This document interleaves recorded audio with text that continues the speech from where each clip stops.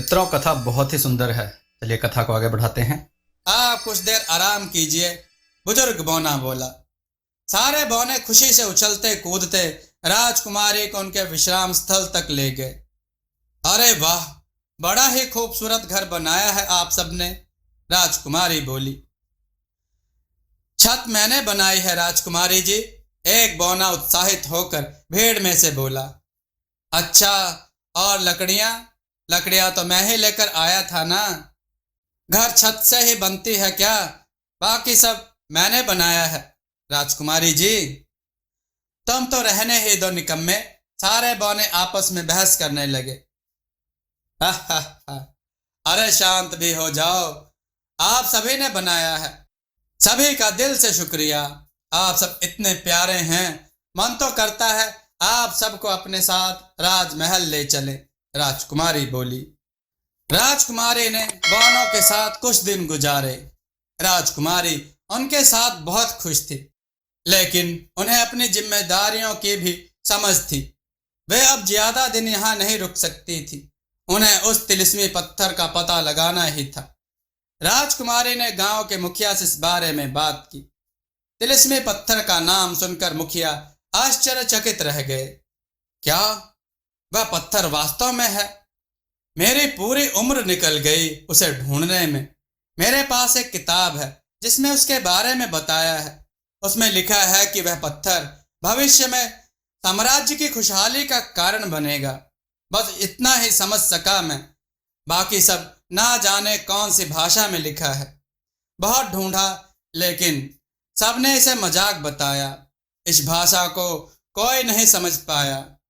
क्या आप मुझे वह किताब दिखा सकते हैं? राजकुमारी ने पूछा।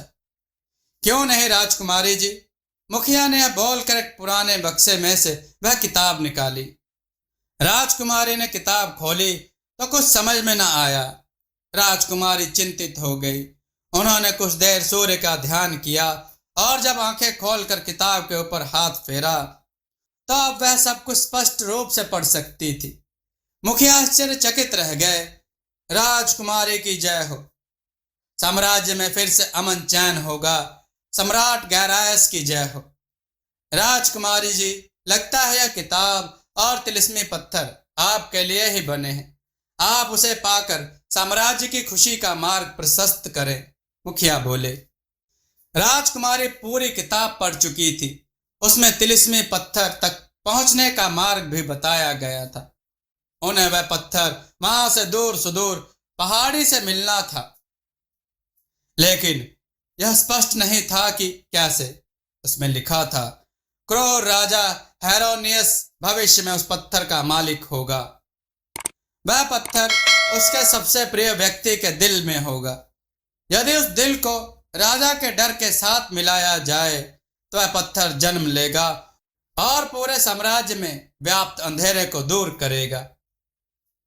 राजकुमारी इस गुत्थी को सुलझाने के लिए उस पर्वत के लिए रवाना हो रही थी कि राजकुमारी के जाने की खबर सुनकर बौना रौनी पहले ही घोड़े पर आकर बैठ गया। वह राजकुमारी को अकेला नहीं छोड़ना चाहता था। रौनी कहने लगा, मुझे भी अपने साथ ले चलो राजकुमारी जी, मैं आपको अकेले नहीं जाने दूंगा। वहां कोई नहीं जाता और कोई चले भी जाए तो जीवित वापस नहीं आता। जिद ना करो रौनी, तुम्हें वहां साथ ले जाना खतरे से खाली नहीं होगा। मैं तुम्हारी जान खतरे में नहीं डाल सकती। काली शक्तियां बहुत जल्द एक जंग छेड़ेंगी। एक बड़ा युद्ध होने वाला है। आप सब तैयार रहें। यदि आप मदद करना ही चाहते हैं तो आज से ही हथियार बनाना शुरू कर दें। मैं साम्राज्य के हर व्यक्ति को लड़ता हुआ देखना चाहूंगी। दुश्मन हमसे बहुत ताकतवर है, लेकिन सब साथ मिलकर लड़ेंगे तो वह दिन दूर नहीं जब पूरे साम्राज्य से शैतानी छाया हमेशा के लिए दूर हो जाएगा। आप लोग जादुई हैं। आपके जादू, आपकी सूझबूझ और हिम्मत की हमें आवश्यकता होगी। शीघ्र ही साम्राज्य के नागरिकों की एक सेना तैयार करें। हम दुश्मन पर जल्द ही चढ़ाई करेंगे। महायुद्ध जल्द ही होगा। यह कहकर राजकुमारी अपने घोड़े पर बैठी। रौनी मायूस सा साम्राज्य की जयकार लगाती भीड़ के बीच में खो गया और सही से राजकुमारी को अलविदा भी न कह पाया। राजकुमारी के घोड़े ने जोर से हिनहिनाते हुए अपने आगे के दोनों पैर ऊपर उठा लिए और भीषण गर्जना भरी। राजकुमारी ने म्यान में से अपनी तलवार निकाली और हवा में लहराई। जीत हमारी होगी, साम्राज्य की जय हो। यह दृश्य ऐसा था जिसे देखते ही किसी भी साम्राज्य की रगों में राष्ट्रीय भावना हिलोरे मार उठती। पूरा गांव जयकारों से गूंज उठा और देखते ही देखते राजकुमारी धूल के गुब्बार में गायब हो गई। राजकुमारी जैसे ही उस पर्वत पर पहुंची तो अपने आसपास एक अलग ही नकारात्मकता पाई। चारों तरफ मनहूसियत ही मनहूसियत, पर ना जाने ऐसा क्यों हो रहा था कि जिस दिशा भी राजकुमारी जाती उनके पैरों के निशान काली मृत पथरीली जमीन को हरा भरा बना देती। राजकुमारी जैसे जैसे आगे बढ़ती गई जमीन कंपन करने लगी, मानो उनके यहाँ आने से किसी के सिंहासन को कोई खतरा हो। शिखर के कुछ और पास पहुंचते ही कंपन और तीव्र होने लगी। राजकुमारी ने शिखर के दूसरी ओर कुछ ऐसा देखा जिससे वे स्तब्ध रह गई। एक विशाल सेना, ऐसी सेना जिसकी विशालता की कल्पना करना भी मुश्किल है, और वह भी एक आदेश की प्रतीक्षा में व्याकुल। मानो छूटते ही पूरे साम्राज्य को अपने पैरों तले रौंद दे। राजकुमारी ने छिपकर देखना चाहा कि इस विशाल सेना को निर्देश कौन दे रहा है, कौन है जिसका अपना राज्य ना होकर भी इतनी विशाल सेना है। राजकुमारी यह सोच ही रही थी कि निगरानी रख रहे कुछ सैनिकों की नजर राजकुमारी पर पड़ी। वे राजकुमारी को मारने दौड़ पड़े। राजकुमारी मोहिनी ने तीर से 3-4 प्रहरियों को चित कर दिया। राजकुमारी ने चुपके से उनके पास जाकर उनका चेहरा देखा तो वह स्तब्ध रह गई। उनका चेहरा पूर्ण रूप से विकृत था। राजकुमारी समझ गई कि वह पहले से ही मृत थे और जितनी भी यह विशाल सेना है यह सब के सब मृत हैं। बस समझ में यह नहीं आ रहा था कि इतनी विशाल राक्षसी मृत सेना को संचालित कौन कर रहा है, कौन है जो इन्हें निर्देश दे रहा है, और किताब में लिखी गुत्थी का मतलब क्या था। दुष्ट सम्राट हेरोनियस का प्रिय कौन था जिसके दिल से वह पत्थर मिलेगा। जब तक राजकुमारी यह सोचती तब तक उन्हें बहुत सारे सैनिकों ने घेर लिया। राजकुमारी ने अपने धनुष बाण से उनका डटकर मुकाबला किया। एक और राजकुमारी और दूसरी ओर पूरी सेना। राजकुमारी ने बाण निकालकर सूर्य का ध्यान किया और वह बाण सेना पर छोड़ा, लेकिन हर बाण एक अदृश्य ताकत राजकुमारी के बाणों की शक्ति क्षीण कर देती। राजकुमारी अपने घोड़े पर बैठी और अपनी तलवार लेकर भारी सेना से भिड़ गई। चारों ओर राजकुमारी ने लाशें बिछा दी, लेकिन सेना के पीछे से आती एक रोशनी ने उन्हें मूर्छित कर दिया। राजकुमारी घोड़े पर ही बेहोश हो गई। राजकुमारी के घोड़े ने उन्हें युद्ध से किसी तरह निकाला और बौने के गांव में वापस ले आया। पूरे गांव से बौने इकट्ठे हो गए। राजकुमारी को घोड़े से नीचे उतारा और उनकी मरहम पट्टी करी। अगले दिन जब राजकुमारी को होश आया तब पूछने लगी, मैं यहाँ कैसे आई? गांव के मुखिया ने बताया, आप मूर्छित थी, आपका घोड़ा आपको यहाँ लेकर आया।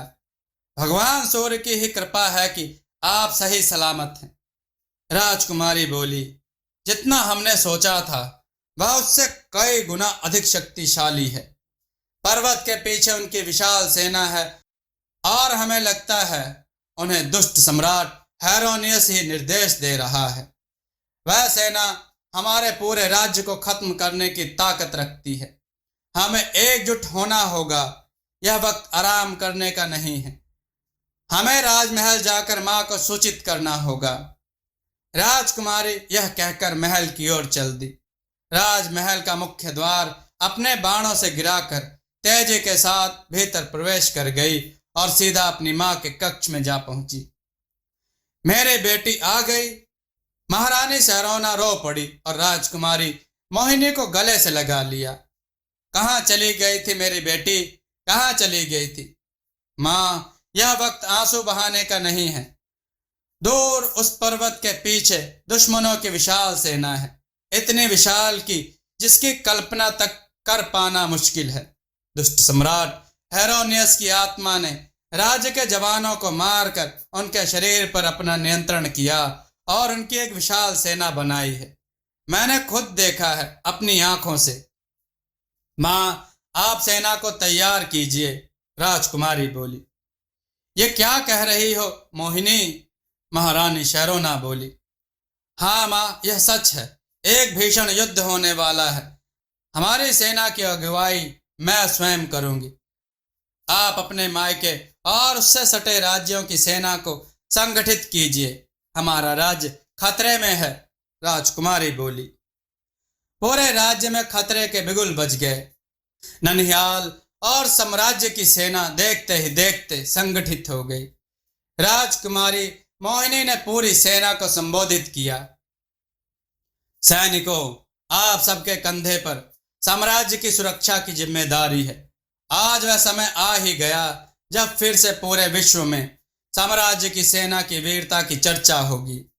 हमारा साम्राज्य और ननिहाल का साम्राज्य, उसकी एकता की गाथा पूरा विश्व गाएगा। आज महाराज गैरायस युद्ध की स्थिति में होते तो हमारे राज्य पर कोई कुदृष्टि डालने की सोच भी नहीं सकता था, परंतु आज हमें उनके बिना युद्ध जीतना है और हम इसमें सक्षम हैं। राक्षसी सेना रात को आक्रमण करने की योजना बनाएगी, पर हम उन्हें इसी क्षण उनके ही घर में घुसकर उनकी योजना विफल कर देंगे। जीत हमारी होगी। राजकुमारी जानती थी कि तिलिस्मी पत्थर के बिना अदृश्य शक्ति से लड़ पाना बहुत मुश्किल होगा। राजकुमारी ने सम्राट के प्रिय व्यक्ति का पता लगाना शुरू किया तो पता चला कि उनका सबसे प्रिय व्यक्ति उनकी पत्नी थी, जो कि अपने पति की मृत्यु के बाद आत्मदाह करने उस पर्वत पर गई थी। राजकुमारी समझ चुकी थी कि उन्हें अब क्या करना है। राजकुमारी ने साम्राज्य की सेना को दाएं और ननिहाल की सेना को पर्वत के पीछे बाईं ओर से जाने का निर्देश दिया। दोनों सेना अपने अपने निर्धारित स्थान के लिए रवाना हो गई। साम्राज्य की सेना का नेतृत्व राजकुमारी स्वयं कर रही थी, जबकि ननिहाल की सेना का नेतृत्व सेनापति वीर कर रहे थे। दोनों सेनाओं ने दुश्मन की विशाल सेना पर आक्रमण कर दिया। भयंकर युद्ध शुरू हो गया। शुरुआत में साम्राज्य और ननिहाल की सेना हावी थी। दुश्मनों की विशालता कम करती हुई राजकुमारी की तलवार खून उगल रही थी कि अचानक दुश्मन की सेना के पीछे से वही रोशनी चमकी जिसने राजकुमारी को मूर्छित किया था। उस रोशनी ने आधी ननिहाल की सेना को जलाकर भस्म कर दिया। राजकुमारी ने उस रोशनी के पास जाने का निर्णय लिया। वह जानती थी कि इन मुर्दों की सेना को उसी रोशनी से ऊर्जा मिल रही है। राजकुमारी दुश्मन की सेना को चीरती हुई रोशनी के समीप पहुंची। देखा तो एक ताबूत के पास दुष्ट सम्राट हेरोनियस की आत्मा अपनी विशाल सेना को काली शक्तियों से निर्देशित कर रही थी। राजकुमारी के रोशनी के पास जाते ही साम्राज्य की सेना कमजोर पड़ गई और दुश्मन हावी हो गए। साम्राज्य की सेना नेतृत्वहीन हो गई और दुश्मन सेना ने इसका फायदा उठाया। राजकुमारी ने अपनी शक्तियों से उस रोशनी को रोकने का बहुत प्रयास किया, लेकिन राजकुमारी ऐसा नहीं कर सकी। उसकी आत्मा से निकलती बहुत तेज रोशनी पूरे साम्राज्य और ननिहाल की सेना को तबाह किए जा रही थी। उस ताबूत में यकीनन दुष्ट हेरोनियस की पत्नी का शव होगा। राजकुमारी मन ही मन सोचने लगी। रोशनी को युद्ध में व्यस्त देख राजकुमारी ने ताबूत खोला और उसमें पड़ी लाश का दिल निकालकर पहाड़ी से आगे की ओर आ गई। राजकुमारी दिल तो निकाल आई, परंतु उसको यह समझ में नहीं आ रहा था कि दुष्ट सम्राट हेरोनियस का डर भला क्या हो सकता है, जिसके साथ यह दिल मिलाने पर तिलिस्मी पत्थर का जन्म होता। वह बहुत सोच विचार करने के बाद उन्हें सूझ गया कि एक दुष्ट सम्राट का भय उसकी मृत्यु होती है, और मृत्यु यदि इतनी भयभीत हो जितनी उस दुष्ट सम्राट को मिली, तो उससे अधिक भयानक कुछ नहीं हो सकता। राजकुमारी बिना वक्त गवाए राजमहल के किले की ओर निकल पड़ी। किले की ओर जाते समय राजकुमारी को किसी और विशाल सेना के आने का आभास हुआ।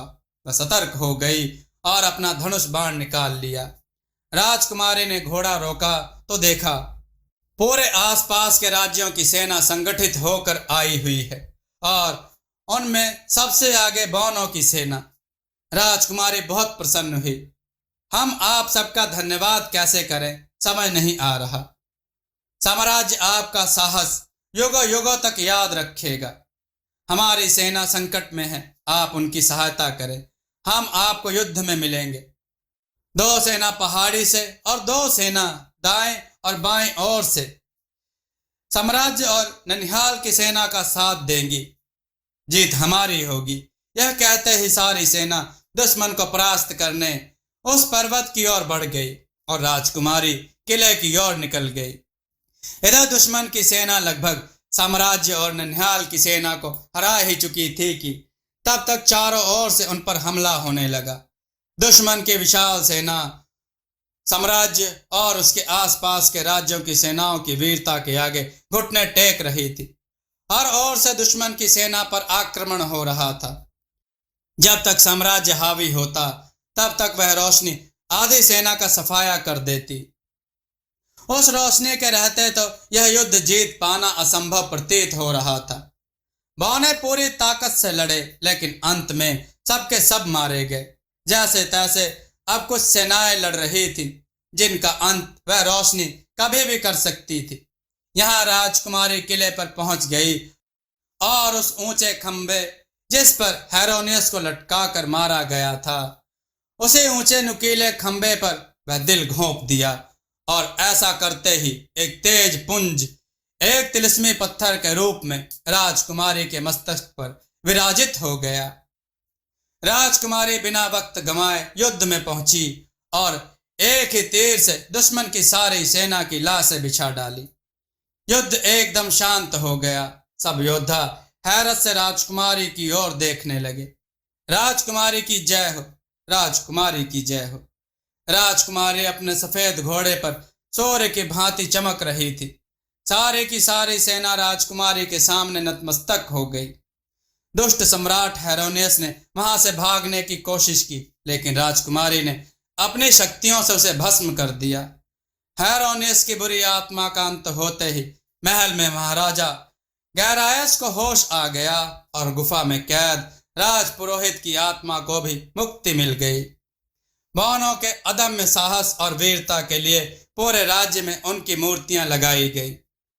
साम्राज्य के आसपास के सभी राज्यों ने बाद में सर्वसम्मति से उस साम्राज्य में ही विलय कर लिया और साम्राज्य के राजा गैरायस को ही अपना राजा चुना। संयुक्त साम्राज्य में राजकुमारी को न्याय की देवी का दर्जा मिल गया और पूरे साम्राज्य में खुशहाली छा गई। दोस्तों, आपको यह कथा कैसी लगी? अपने विचार और सुझाव कमेंट में जरूर दें। हमारी कथाओं को लाइक करें, हमारे चैनल को सब्सक्राइब करना न भूलें। हमारी कथाओं को शेयर जरूर करें जिससे लोगों को अच्छा ज्ञान प्राप्त हो। जय श्री राम भक्तों।